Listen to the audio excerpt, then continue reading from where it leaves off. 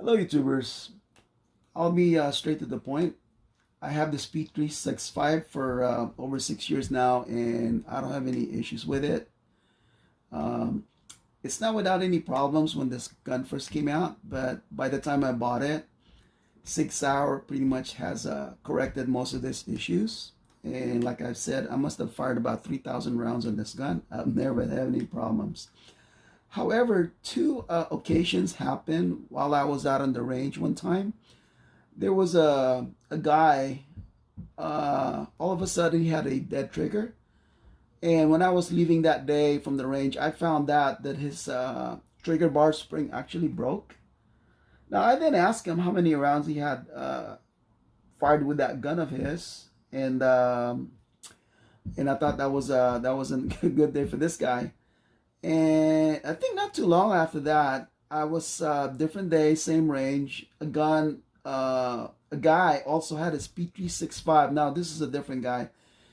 Also, he had a dead trigger, and later I found out. I asked him. He said that he had like the trigger bar spring in his gun just broke. So I don't know what the problem is. I looked around and I've seen guys, they had about 10,000 rounds in their gun, and the P365, they had no issues with it. Though I have seen some guys that they've had like 6,000 or 7,000 rounds and their bar spring actually broke.